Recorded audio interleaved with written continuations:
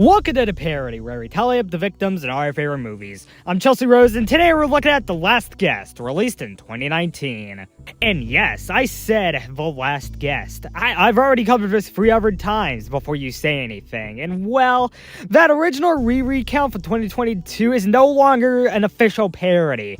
Although I still have it on list and it will still be easily accessible. All I'm doing is that this will replace that as its status in the parody, if that makes any sense. The Last Guest is easily the most ambitious project by Oblivious HD. While still being an actor for a bit now, he's probably the person most synonymous with Roblox filmmaking. That's pretty much thanks to Last Guest. I don't think it was supposed to be a 90-minute movie at first because the first part basically resolved its plot after its 22-minute length, but I'm pretty sure the success of that initial part managed to make Oblivious HD do more with this. That's basically how it became a short mini-series, with the remaining 3 parts being released throughout 2018. The 4 parts finish up the final product, which was released in full in 2019. Since then, it has managed to garner 86 million views and counting, with over 1.1 million likes. What's even more impressive is that he started doing this at 15, and I don't think he finished until he wasn't even 18 yet. It's impressive for someone who was a teen at the time to make this entire 90-minute movie and recruit so many Roblox YouTubers in the process. We got some big names in here too, like Dennis Fink Noodles, Creek Craft, and Flamingo even. And also the voice of the Baker and Colonel had voice roles in video games and what are you doing among these M-rated games? The main storyline of the film revolves around a single guest, Guest 1337. He's part of the dying race known as the Guests, who the other people in Roblox don't seem to really like all that much. Even to the point where they let an entire Bacon terrorist organization genocide them. He joins the army to fight against the Bacon terrorists, and it becomes a fight for his life with many enemies, allies, and factions along the way. I appreciate that the film also shows us what it's like for the Bacon hairs, showing us that they're all not bad people. It just seems that the bigwig Bacons are brainwashing all the kids here. And also the characters are surprisingly decent. You really end up wanting to see them succeed against the actual Bacon terrorists. But unlike a lot of other people, I don't really love The Last Guest. Since my Last Guest hater era, I've really come around to see it as a movie that isn't bad by any means. Basically, all you really need is a fully fleshed out world with a lot of characters in it in order to make it seem believable. However, in the first half of the film, it doesn't really flow well as a cohesive experience. I understand that the first 20 minutes there are to understand the guest struggles, but I honestly, it just seems kinda rushed. I was rewatching this and it just seemed to fly right by. Like I'm sitting here believing the guest is dead and I checked the length where we still have 1 hour and 10 left to go. There was also some other questionable animation and writing choices, but I could just chalk that up to how young Matt was when he made this film. But arguably my biggest flaw is just how it portrayed itself as a sad Roblox movie. Doesn't really help I was laughing my ass off during some of the most sad scenes. But I believe that's actually what makes it comedic gold. It ends up being an ironically amazing film, and unironically there's still plenty of fun to be had with it. Do I think it deserves all the praise it gets? Well, not really, but, you know, I still respect Matt for making such a big movie that ended up being so respected. Personally, a better way for me to describe it is I'd say this film's kinda overrated. While I think the film is decent myself, that's just other people's opinions. I'm happy with that. To me, at the end of the day, it's the film I respect way more than I actually like it. And since I've heard very little negative things about Matt himself, he's not a bad dude. Give him all the money he deserves for this.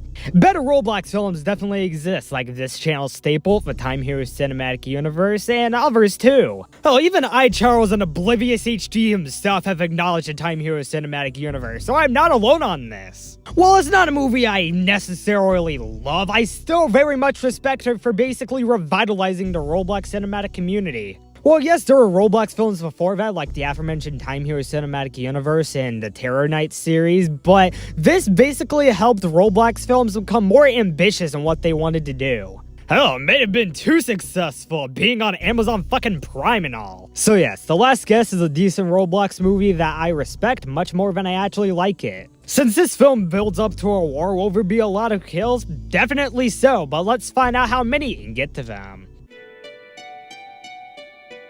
The movie begins right in the middle of an act of war, where the guest here gets a bit too worn out. His shooting pal gets shot, so he cries out, "Title card!" scared. A younger version of that guest is fishing on a dock with his dad until he opens up about how he's scared about the world. When questioned about all the guests disappearing, his dad basically responds with, "Well, son, there's nothing to worry about racism." Afterwards, we see us transferring over to a new school in this generic-ass Roblox environment with these generic-ass Roblox bullies. Hey, look, it's a stupid guest. Didn't think there were any of them left. Yeah, I know. Yeah, son, like I said, nothing to worry about. In all seriousness, these parents are actually good parents, letting their kid experience childhood regardless of the direness of their situation. It all comes to a head when Guest notices something behind his parents. How the hell did that get there? His dad is only mildly shocked by the actual bacon hair with a gun behind them. The shock is removed from both of them when they're shot by the bacon hair. The child Guest is traumatized forever when the hospital flatline signify that his mom and dad are actually dead. Because of his lack of parents, now he's sent over to an orphanage. Watch out, dude, make sure Esther's not in the other room. She's not, and instead it's a girl named Daisy. She figures out his backstory in record time and takes him over to the park as a response. Huh. Didn't really expect you'd be placed in this situation at a park. Hey, no fun at a park! The Guest stands up for her and the two bullies quickly challenge him to a duel. Let's see if he can do it. Oh, never mind. Never mind. You weak, pathetic guest. No wonder your species died. What do you mean by species, dude? Because he's an idiot, he gets tackled by a third guy coming in. The bullies whack him in the feet after that, and the guy introduces himself to the two as Matt. Hey guys, quick idea for the editor. What if we just install our faces in and out of the frame? We then get a 45-second montage of them playing games on Xbox controllers that were released on the Wii. I don't know what's going on between all these dissolves, but there's a lot of time passing. Matt comes in sounding like a British person. The bacons are coming! The bacons are coming! They hide in the closet until the bacon that killed Guest's dad comes in. Oblivious plays around with a bit of suspense by not showing us what closet they went into. Who knows, it may even be this one! Damn it. The cops quickly responded to a terrorist threat, so he runs out of the room. Outside, the military man is happy that the Guest survived and would need him one day. We jump forward in time 10 years to show us that Guest and Daisy have been married. Hey, wait a minute. Yeah, you know, what if they had to propose to each other in that fucking orphanage? Eventually, the Guest whipped out his little Guest, and a few months later, childbirth. He and his kid continue the montage by having fun until he watches the TV and the news. A family of 4 guests have been murdered, which leaves the Guest as the last guest in Roblox. Seeing how dire it is for him at this point and how he wants to keep his family safe, he decides to join the army. Matt can come along too. Both of them are enlisted in this training camp with this big scary guy with a funny-ass voice. "Listen, soldiers, I don't want to pan you, but I may as well pan you." He finds where he's gonna sleep and then meets the bullies from the orphanage. While making it look like he pussied out, he comes back at them with some newly achieved skills. We then have their training montage, which shows us none of them are certified to be firing a gun. We then go back to that war. Hey, where are the bacon soldiers? I don't see them. One of them fires a fucking mortar at them, and the Guest sees it. Therefore, he and his bros survive being breakfast appetizers. We're then back at the beginning of the movie, which shows us that Matt's about to get shot. You know what? Even though his friend has been shot, Guest is never gonna give him up. He goes out into the battlefield and starts unleashing hell on the bacons. He even uses a grenade to add 5 more to the list. Before he can get further, he's shot in the leg by the bacon general. Guest knows his goose is cooked, so he decides to go out with a proclamation. Yeah! Go to hell! Bro, there's children watching. He whips out the best character of the film, and the bacon general's all like, oh shit. Then he just blows up in an empty field. He will be the only person I'm adding here for reasons we'll get to a bit later. Back at home, Daisy and Charlotte are having a silent conversation before one of the army guys comes up to them and tells them that Guest is dead. All in all, Bacon here has come up to Builder Man himself as he celebrates the accomplishments of Guest 1337. Oh shit, they even had a statue made out of gold for him. Matt survived his shooting, apparently with only a broken leg, and describes all the achievements Guest had made for him as a friend. The place closed up after a while, and Matt gives Charlotte a letter that Guest had slipped into his pocket. Things may have not gone to plan, and since she's reading out a letter, his biggest regret was not seeing her grow up into the beautiful young woman she could have been. We transition 11 years earlier to the Bacon camp, where Bacon here is with his mom. Hey, nice drawing, dude. I wonder who the tall male is in that. Well, I hate creativity. Get the punch in. Well, hey, at least this Bacon had a loving mom. Hey, look, she even invited a friend over for him, Zara. Wait, this motherfucker's name is Jez? What kind of name is that? Well, props for being creative with it. They find a dog under a log, and Zara's dad is a medical professional. After they carry it to him, Jez goes home in order to find a disturbing sight. This little kid finds his mom on the floor dead with a knife in her stomach, presumably by a guest. He was just having flashbacks in the middle of a class with a very serious teacher. The teacher tells his minions about Bacon history, which mostly consists of what happens when you're labeled as a terrorist organization. The general enters and says that since they're 15, they can fight along with the Bacon soldiers on the front lines of battle. And now it's time for training. Whoever wins this training will have a seat with the Bacon general at the local guest games. Jez kinda wants to be in that gladiator arena, so he beats the shit out of all the other Bacons there. Hey, looks like the kid actually did it. In another room, we meet one of the highlights of the film, the comically evil Bacon Jest Colonel. He and the general are looking for guest families they can hunt down and kill. Along with our title guest, who seems to be another guest, guest 555. Jez meets the colonel, who says he'll be a great leader to their army one day. Then we cut to a scene with Zara and her dad, the medical guy I mentioned earlier. He's a doctor. I'm a doctor. He has Zara deliver some medical supplies to some more guests, so Jez follows her. What he finds is more proof that 1337 isn't actually a last guest, and all the rest of them being used for slave labor. It's actually kind of disturbing to see all these guests being worked to death. And I wasn't joking, 3 guests can be seen collapsing due to all the work they're being subjected to. Zara's been delivering food and other supplies to the guests, so are deeply grateful for the aid they're being given. You're a traitor. Jez isn't. Because he figured out that Zara's giving the guests aid, he decides to go snitch on her. He almost relays the info to the bigwigs, but sees the knife that his mom was stabbed with all those years ago. After that, he switches the topic and tells them that he's really excited for the guest games. The next day, Jez says he didn't snitch on her because he may have found that the guest didn't really kill his mom, okay? Before he could relay anything, Bro's immediately told to go to the arena. Now we're at the guest games, a game featuring guests where they battle to the death. It's a whole fucking weird thing, but hey, at least it could give Jez an awakening to whatever the hell's going on here. Both guests decide not to duel, and in this game, that means death. Both are shot by the Bacon General because of their refusal to put on a show. The next two do agree to fight, and one of them gets stabbed in the back, which is an image that Jez will remember for the rest of his life, I guess. After that, we do get a few more guest stills until the last one ends with a guest being stabbed slightly off screen. Watching the guest games has given Jez a reawakening to life. He's no longer racist. Well, come to think of it, he was pressured into it by his dad. They go to the supply intercept spot where a new prisoner named Rose is there meeting them, and she quickly forms a friendship with the both of them. Eventually, after what seems to be like an entire year's passed, they all wish that Guests and Bacons could just live together in peace. And every Sunday we'd have a nice hot barbecue with all the sausages and burgers we could ever dream of. And that too. After Jez exercises more, it's revealed that Rose has been selected for the guest games. Because her dad's a doctor, Zara is able to put on a fitting enough disguise that might be able to get them past security. They get there and she tells this bacon guard that there's an injured guest inside the prison. His skepticality is proven right when Jez comes in and beats all of them up. Well, fellas, your beatdown of those bacon seemed a bit too easy. You're not getting away that easily. For the crime of wanting to be racially equal, the colonel shoots Zara in the chest. The effect of the death is prolonged by Jez, having lost his childhood friend. For having a role in it, Jez is sentenced to a night in the guest prison. While there, he harkens back to memories with his mother and Zara in them.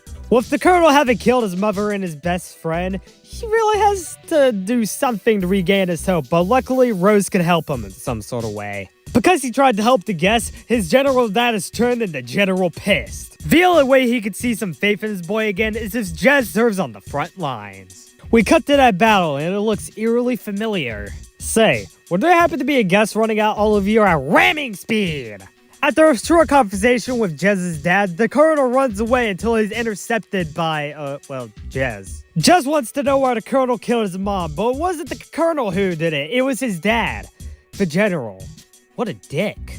And oh shit, would you look at who the general has in the sights? It's guest 1347. So, it looks like we're at the same place from the battle from 30 minutes ago. Jez, remembering that the last guest's serenade needs to be strong, takes on his bacon brethren. It's all in an effort to save the life of the last guest, who he saves by pushing him into a trench of some kind. And I'll say it pays off because the next kills I'll count are of 17 bacon soldiers I'll count retroactively. For a difference of counting this section, I based it off of a shot from earlier rather than the overhead shot. At the Roblox army camp, they figure out that Matt is still alive, so the general and this new soldier named Molly go out and search for him. Whilst being a bit knocked out, he is in fact, well, like I just said, still alive. As for other survivors, the general has that covered. I'm going to have a look around to see if I can find the last. Oh, fucking shit, he just got stabbed in the back by this bacon guy. What the fuck? I like that it isn't out of nowhere. As you can see, the elite bacon soldier coming from behind due to shadows. Genuinely great kill we got here. Molly immediately just gets out of there, and the bacon soldier just gives up. Jez wakes up with Guest still in the trench, so he drives him to the Bacon Army Hospital. That is, after he lets his dad know how he truly feels about him. When he gets there, he gets the news from the doctor that Guest is in fact alive. That is absolutely not good news to the colonel, who's pissed at the supposed fact. Well, this advisor guy has to be frank, so let's see how that goes. I mean, like, why am I not surprised at this point? Guest wakes up from his, nap coma? I don't know, and sees a hallucination of the young Daisy. He very quickly figures out that's the Bacon Hospital and immediately threatens the doctor. He very quickly learns that these two Bacons were actually trying to help him all this time because they're not racist. However, the negotiation has to be cut short as the colonel's outside with his elite Bacon guards. The colonel walks in by himself and, both of them are gone. The doctor manages to convince the colonel that Guest and Jez aren't actually in his building. Turns out that the colonel's a fucking idiot as both of them were in the bunker underneath the hospital bed. Speaking of hospital beds, that's where Matt is right now, accompanied by Molly. They're all grieving over Guest, not knowing that he's stuck in a bunker with a bacon hair. While down there, they formulate a plan to get all the Guests out of the prison camp before the next round of the Guest games begins. The first part of the plan is to knock out these two bacon hairs that I've had a history with, Jez. He beat the hell out of me in Pablito at the gym last year in training. This bacon soldier, voiced by Flamingo, gets distracted by Guest just standing outside the prison. Good to know that he works as a distraction. Jez and Guest get over to Rose, and she tells him a little bit about her broken childhood. Long ago in the days of, whenever this movie took place, she was just a little kid. A little kid watching 5 guests possibly being massacred on live fucking television. While these bacons seem rightfully scary to her, her parents assure her that she'll be okay. They can still have fun around here where they live, but they're gonna have to move away, as is her when Rose is trying to get some sleep, goddammit! And that's exactly what they do as they move over to a farmhouse. But her entire family must have been doxxed or something as a random bacon hair just found her. Her dad uses his Second Amendment powers to try protecting her, but that just results in him getting killed. It's really saddening for Rose, as with her father dead, she won't know what the future of her life will look like. Well, this is what it looks like. After the backstory is told, she tells them how they could possibly get her and all of the other guests out.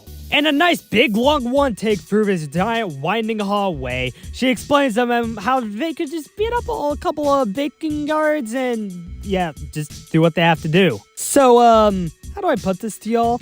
That's exactly what to do. They just walk up to the door and start beating up all the bacons. But I won't slander this scene because I think it's kind of cool. Even if all the action the scene is in.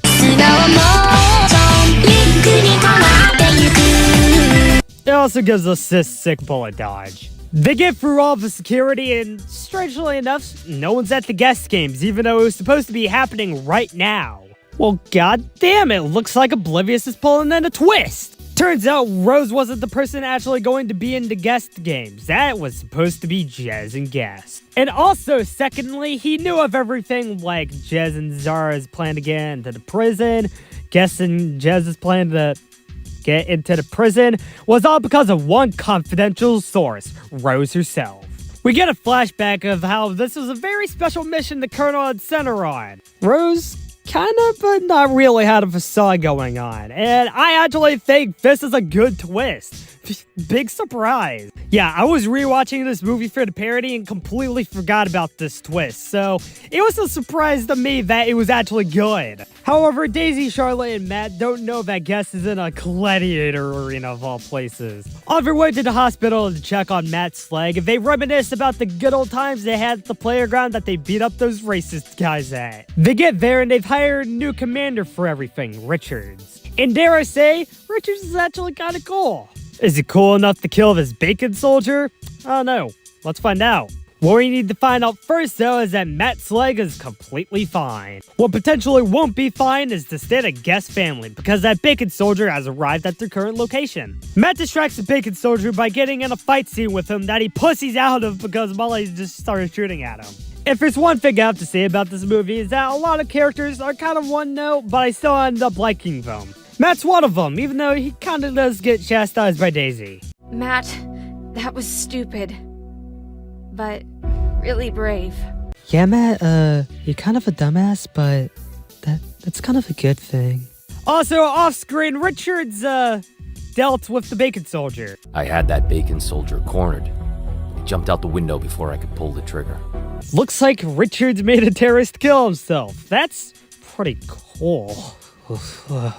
Also, guys, just so y'all know, there's about to be a huge battle going on. You don't want to miss it, I promise. Jez and Guest are kind of mad at Rose for selling them out. However, like I theorized earlier, it wasn't exactly her fault, as she only had to do it to make sure she and her mother stayed alive in the camp. It ends up bringing a level of shade to her character that I like. Don't get me wrong, this film is not great by any means, but I appreciate that Oblivious went through the effort to make a lot of the characters likable in some way. Before we get a hint of the Guest games ever starting, the Bacon Doctor comes in the tree and knocked out Bacon. But nobody here is unconscious. Yeah, but you are now. And you. And you. That's a kind of weird Deus Ex Machina, but whatever. They get back down into the bunker, but that's when the war sirens go off to warn them that the Robloxians are coming. The Robloxians are coming. Well, if the final battle is about to begin, why not free all the guests from the guest prison? And that could start with assaulting the exact same group of Bacons again. Glad another bacon soldier voiced by Flamingo is able to tell that this is just a deja vu. Jez gets interrupted by a bunch of bacon soldiers, but don't worry, dude, they're here to help. That even includes his teacher, who's learned that being racist against a group of people you know nothing about is wrong. Boy, I just cannot wait for a certain group of people out there to find out about The Last Guest. It'd just be really funny to see videos be like, The Last Guest is woke. It also provides a somber moment for Rose, as she and her mom will soon be escaping slavery. Also, with the bit of hope that Guest is given to the Roblox army in general, it's time for the final battle to strike. And it does by starting off with footage of a whole lot of dudes walking through a desert with rocks in the background. So basically the exact same climate as last battle. Okay, good. That's good for variety. With the massive size of the Bacon army, it seems like the Roblox army is completely out of hope for ever squanching these guys. That is, until Guest comes back into the game. Good to see you back with your friends alive, man. Now it's time to save the world. Along with these extra guys too, because why not? With final statements made by both the commanders of the armies, the final battle of the film begins with a lot of running. Eventually, both sides converge into, oh, come on, what the fuck is this? For counting this, I just counted anyone I could see just standing still on the ground, not getting back up, or people I could verifiably see getting stabbed. So that means this soldier right here is for sure a kill, along with 16 other bodies I can count on the battlefield. I'm not sifting through all this to count all 17 under the same graphics, so this is what you're gonna get. Guest and the Colonel come face to face, and its first move is slow motionly dodging this bullet. Hopefully it's not interrupted by more. Come on. Okay. You're getting 15 kills here because that's all I can count. Guest and Colonel are still fighting, where the Colonel pulls off some questionable moves. Colonel beats Guest down to the ground, and just about when he has him dead, Rose jumps in his way. Mad at the Colonel inadvertently shooting Rose, it gets Jez locked in on his target. It gets it to the point where he steals the elite sword and stabs him just below the screen. But of course, an elite soldier dying isn't gonna stop the Colonel from doing what he wants. What? Oh, damn it. Emma's just skedaddled away because he felt like it. God. Now with that goddad, how about we make the rest of the movie a living hell for me to count? Because I had got to count 42 soldiers dying in the background, and it still is equally hard as the first time, even though this is technically my 4th time doing so. The count of soldiers will actually be 43 because I believe the final elite soldier dies from that rock. The colonel makes it to the top of the hill, but is immediately tackled down by Jez. They both have a short fight that ends in the colonel being really close to the gun. However, Guest also tackles them and knocks the gun right down the cliff. The fight results in the colonel almost getting knocked off the cliff, but Jez gets the last laugh as he has his, own gun. And with that, the genocidal maniac is shot and falls off the cliff. And if those two factors don't kill him, then him easily falling into water and drowning will do the job. It's kinda underwhelming, but it's suitable enough. Rose wakes up in a hospital to learn the good news that both she survived and the war is finally over. All thanks to people like Jez and Guest. Guest returns home to his family, and it's actually played in a serious and sincere way, which I really do respect. Like I've said many times throughout this parody, I applaud Oblivious for actually making me care about these characters, despite the rest of the movie being batshit hilarious. The next year, segregation has ended. We see the aftermath, which is barbecues with all the burgers and sausages we could ever have, along with another kind of sausage, if you know what I mean. His penis. And that's the way the movie ends. That is, until the 20-minute short film sequel. Let me know if you want me to kill count that one, or else you could just keep on Dreaming about that one. How many people died when the last guest got the last laugh? Let's find out and get to the numbers. In this go-through of the movie, I managed to count 123 kills on the last guest, with the victims consisting of 116 men and only 7 women. For such a high kill count, this seems like a pretty imbalanced pie chart. With a runtime of 89 minutes, that left us with a kill on average every 43.41 seconds. I'll give Amethyst Flamethrower to the Roblox Army General, because it's a basic idea, but they did it in an actually great way. Broken Pistol could get anyone killed in the ending war scene, just take your pick. And that's it. The Last Guest was released in 2019 and has since then become one of the most iconic Roblox movies, and I can kind of see why. There's kind of this mass appeal to it, but that's not necessarily a bad thing. I promise I'll come back with something next week, but until then, I'm Chelsea Rose, and this has been The Parody.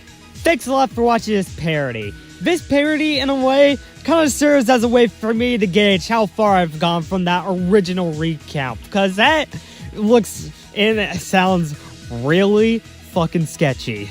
I was only like 12 when I made that and didn't know anything about like going through a video with audio and then like the entire way. I did not know that process. And I basically did the bulk of that video, or probably even the entire video, in like a day. And since then I've learned that videos take a lot of time.